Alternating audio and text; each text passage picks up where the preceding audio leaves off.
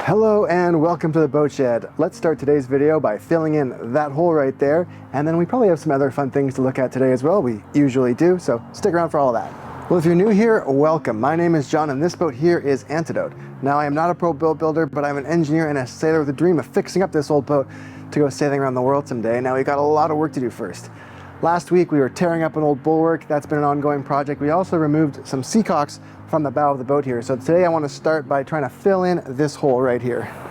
And for this project and many of the fiberglassing projects on the boat, we're kind of relying on the West Systems approach to fiberglass repair. They have a really cool manual that is available online for free and gives you a lot of great details on doing proper fiberglass repairs.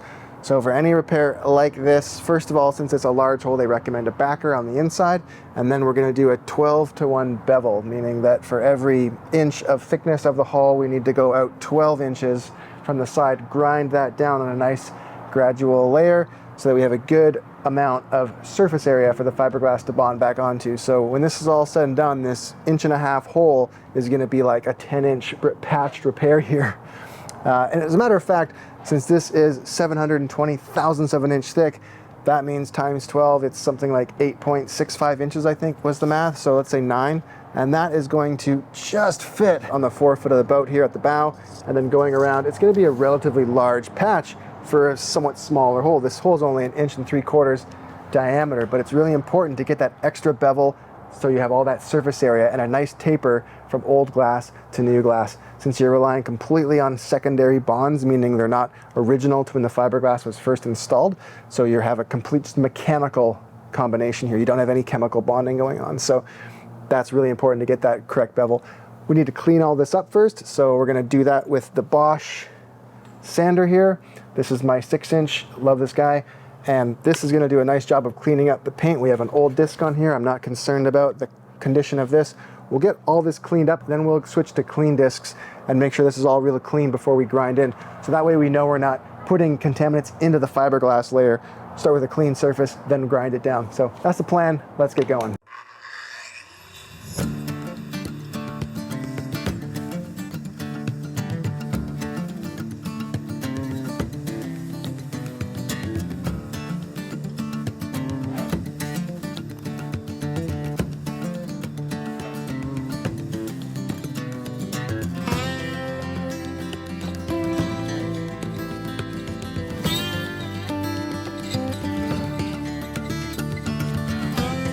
Let's take a quick second to say thanks to the folks on Patreon that really help make this channel a possibility, especially the folks whose names are appearing now on the screen. Thank you all so much. If you're interested in joining the Patreon group, you can check out this link right up here.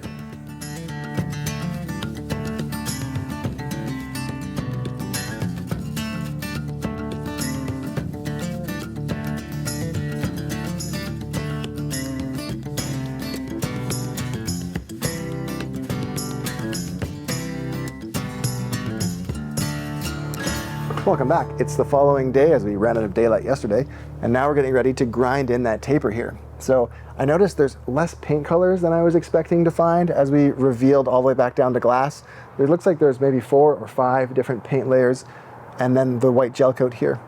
Interestingly, there's a layer of dark material between the gel coat and the glass itself, and that's what this splotchiness is in here, where I didn't quite sand that all the way off. And I'm curious to know what that might be. If you have any idea out there, let me know in the comments down below. It seems it was a very difficult material to remove.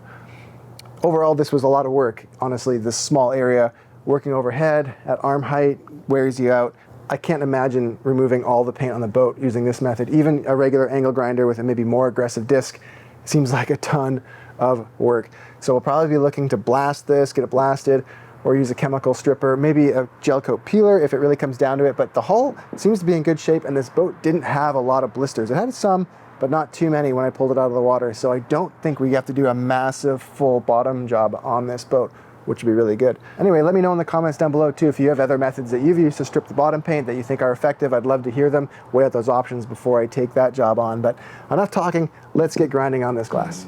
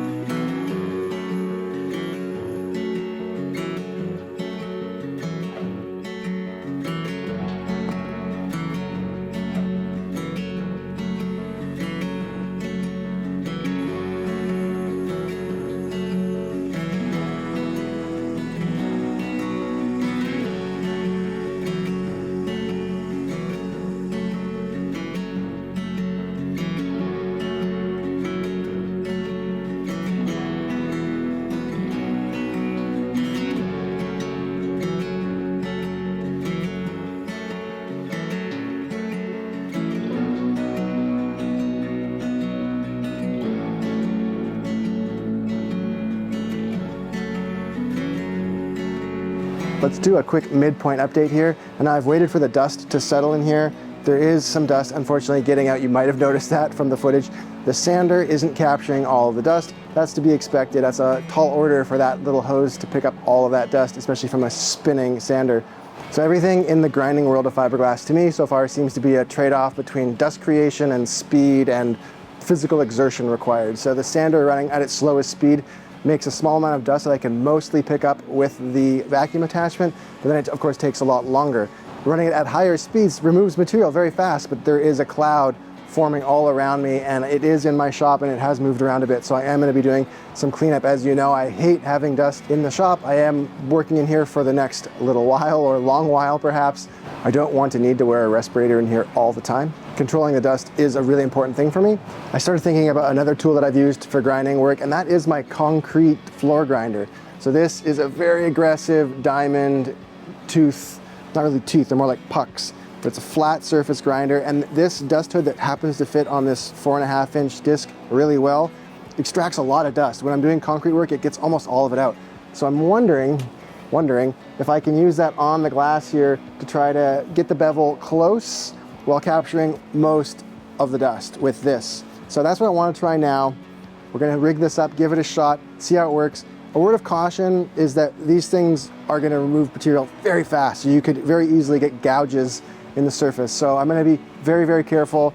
And if you're using one of these, I would recommend the same. Be very careful because you might take off more than you want. Let's see how it goes.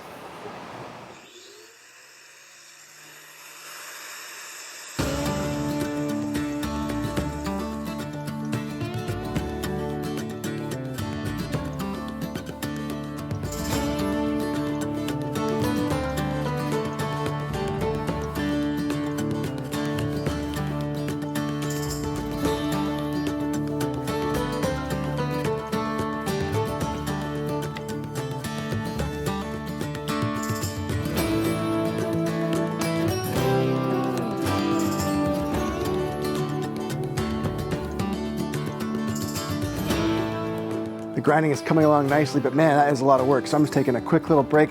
Maybe you're thinking, hey, better you than me. At any rate, I hope you're enjoying the video. And if you are, I'd love it if you'd hit that like button for me down there. It's a quick, easy, free way to show this channel some love. Appreciate it very much. Back to the video. Well, I have to say, this might be my new favorite tool here when it comes to grinding fiberglass. This captured pretty much all of the dust. You can really see it around the shop. There's very little dust in the areas that I had previously cleaned up. I've removed a lot more material here and almost nothing in the shop. I'm not smelling that sweet burned plasticky smell that you sometimes get when you grind it with the flapper disc. So overall, I'm really happy with this. I think what I've been able to put together here with all this compatible DeWalt hardware is that I have a really nice plane here so that the dust shroud picks up all of the dust or a lot of the dust without the risk of gouging too much, because I don't really have to force this in to get this to engage. So that's really good. The thing I will say though is this works a lot better on convex surfaces than concave surfaces. And you can sort of see here, I'm using the different rings to kind of guide me as I'm sanding. So I'm hoping to get those roughly even. There's a few spots where it's a little off, but overall pretty good. In the last video, we took bets on how thick the glass would be, and most of the guesses were between 1/2 inch to 1 inch. Good guesses, and this ended up being right in the middle of there at about 3/4 inch, just shy of that. And I thought that sounded a bit thin, so I went back to reference that book that I have from Dave Gare, The Elements of Boat Strength. It's a really cool book that kind of prescribes all the different parts of a boat based on a Scantling number, which is assigned by the general dimensions of the boat, length, draft, all that sort of stuff. On this boat, he prescribed just under 5/8 of an inch. So I was happy that we are just a little over that at 3/4.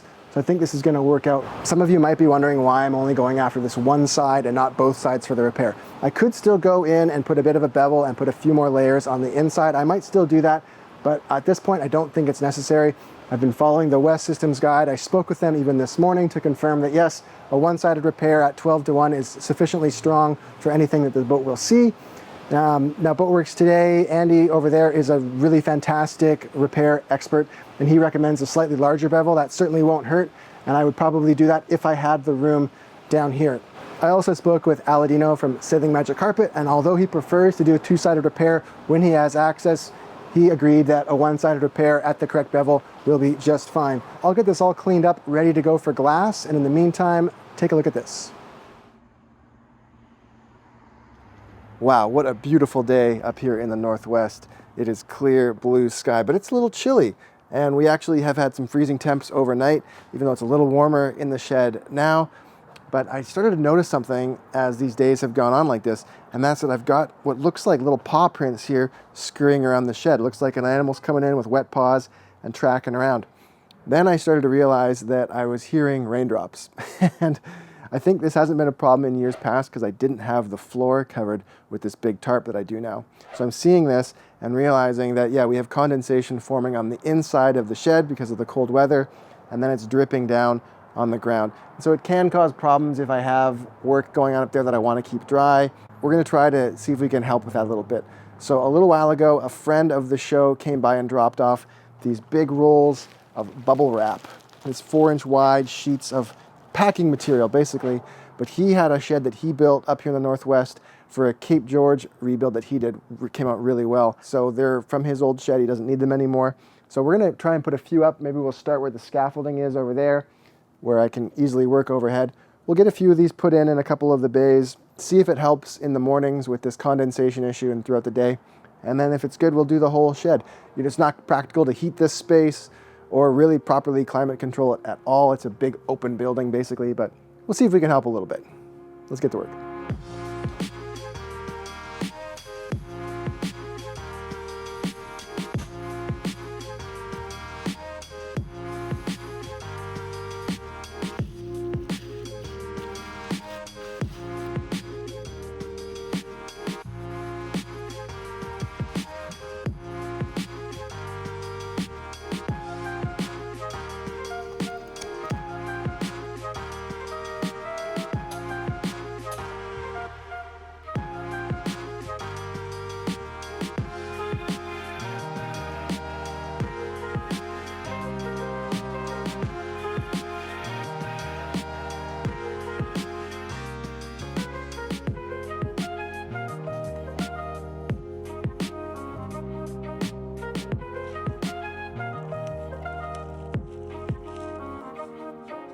That looks okay for now, I think. We've got 3 bays sort of started. This one in the center, I have some tape on it so that it's actually held in place a lot better. And I used the same tape that's put the whole shed together. It's the Dr. Shrink stuff. I'll put a link down below if you're looking for something for outdoor, UV resistant. It's super sticky. It's awesome stuff. So I'm glad that I found it for this application. To get that other piece properly put away, we need to move the scaffolding over. I want to get into the bulwark in that area anyhow, so maybe I'll take a break on the shed work and let's get cutting into that bulwark. You might recall we've had a few tools die on us over the last couple of videos, and the last one to go is this really awesome fiberglass cutting disc, which I was really, really fond of. And I dropped it a while ago, and I had to bend it back into shape. And ever since then, the teeth have been falling off. So I don't know, it's strange because I didn't have to bend the whole thing, but maybe I was running into some metal with it. This is a toothless wonder now, and it's not quite doing its job, so we're gonna hang that up over there. Now we're gonna try out the same but different. This is their diamond version. So it's about 50% more, but it has diamond instead of carbide. So we'll see if it does better, lasts longer. Worth a shot, I figured. Let's get going.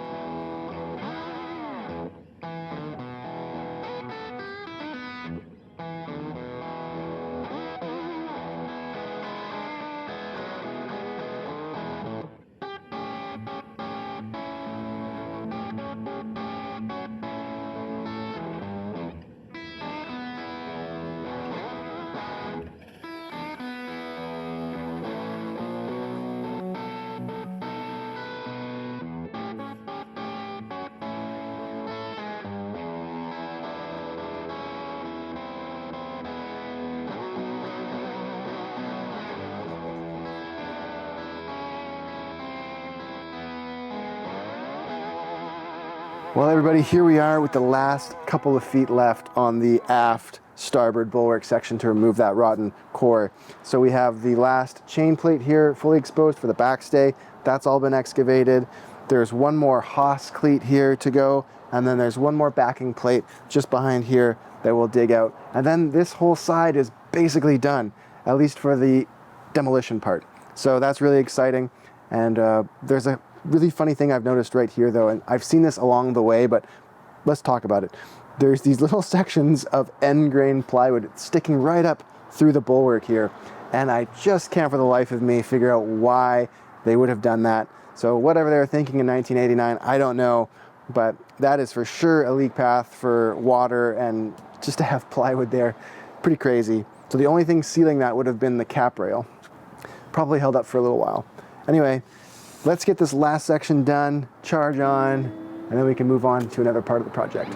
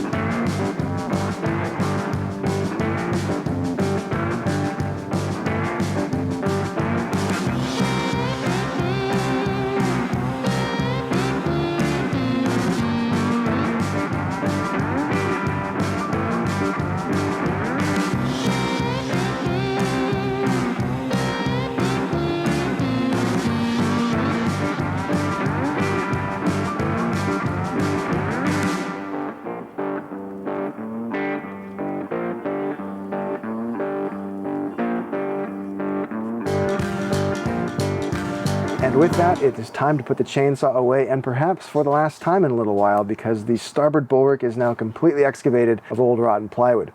So before we can carry on putting new material in here, we need to make sure that it's abraded and that it's clean and dry. So some of you have mentioned in the comments that we're probably going to need to institute some sort of a drying system on here. So I'm thinking some sort of forced air with a bit of heat is probably in order to make sure this really dries out well. Although I am impressed with, even though it's very cold in here, how much the moisture levels have been dropping steadily over time. Still not where we want to be though. So we're going to get busy on that probably in a future video. I'm still waiting for some parts for that system. Before we move the scaffolding and get on with something else, the areas behind the backing plates need a little bit more attention, because the thin bronze plates that went in there were then filled in behind with a lot of extra resin. So the slots are not quite the same dimension in that area. They're a little thinner and also not quite as deep. So I need to finish hollowing those out. And as I've been going along the boat, I've been improvising using my drill bit, using the edges of the drill to hopefully kind of grind the sides down and clean up the pocket, and it's working okay. I thought though this would be the perfect time to introduce a new tool on the channel. I love new tools, if you hadn't already noticed. So this is the new to me and new in general die grinder that we're going to be using to try to clean out the bottom of that pocket. And then I have some other ideas in mind for this tool as well. So this is a brushless motor unit. It's got a little built-in light, fancy dancy, 3 speeds, what's not to love. I also have this longer double cut grinder that's on a 6-inch long shaft. So this is going to be great for cleaning down in towards the bottom of the pocket. Let's take this thing for a spin now and see how it works at cleaning up the bottom of that pocket.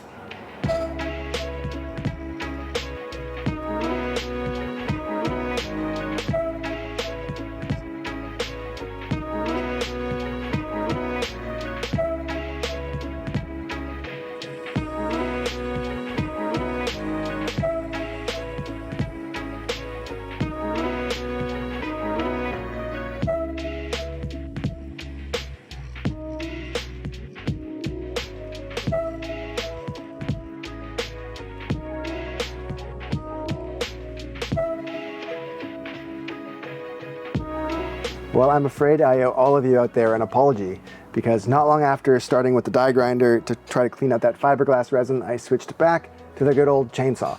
It worked better to drill down inside that fiberglass resin pocket, cut it through with the chainsaw, and then clean it up with the die grinder. This does a great job of that final finish, so I am glad that we have this here. It also is pretty awesome for grinding out along the sides to get any of that last little bit of wood pulp removed. and it just gives a nice abraded surface that's gonna be great for the epoxy to stick onto. So now this is all hollowed out, looking nice and clean and relatively flat. We've also come across some really nicely defined endpoints here for these two pockets. So we'll be able now to use this as a starting point for filling back up with either sheet good foam and epoxy, or maybe a two-part epoxy foam expanding product. So that'll go in there, and this is all looking really good. So I think we're done here now for a while. So let's go back down to the bow of the boat and let's see how that fiberglass work is coming along. Welcome back to the bow, and the bevel here is all cut in, and we are ready to start with the final part here, the glassing of this back together. So I'm not touching it with my greasy hands. I have my gloves on because I wiped this down before we cut the bevel, and now I'm just not gonna touch it or hit it with any acetone. Some of the experts I've talked to have said there's a chance of bringing in more contaminants that way, so they feel this is the best way to go as long as you keep it clean. So we'll make sure we vacuum any of the dust out of there.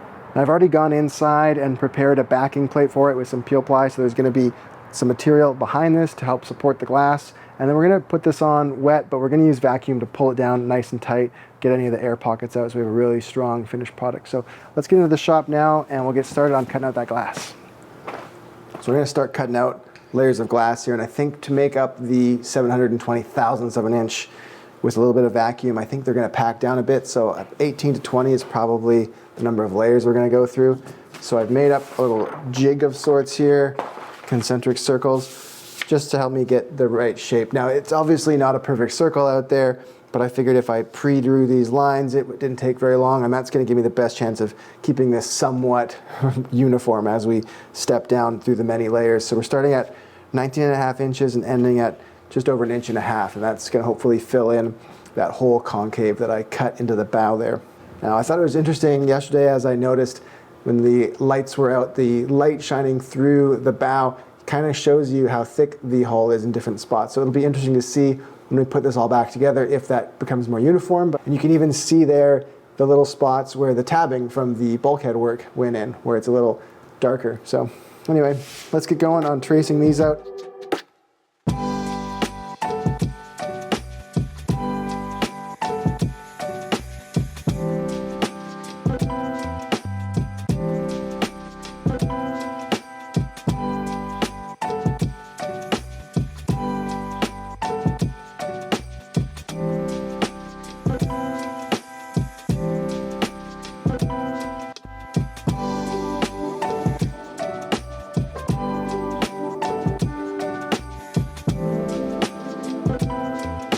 We have the first 4 pieces of glass ready to go here, all cut out, and some peel ply. I also took a minute to prepare all the vacuum bagging supplies and use a little bit of heat on the hull to help that sticky tape stick nicely.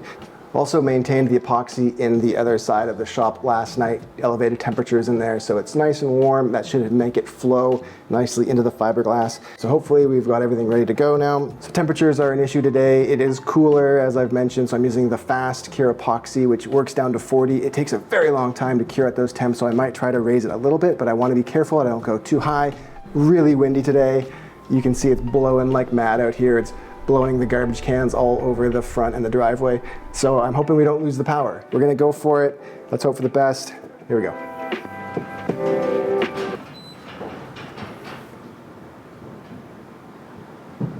Did you see that? The power just flickered. Oh boy.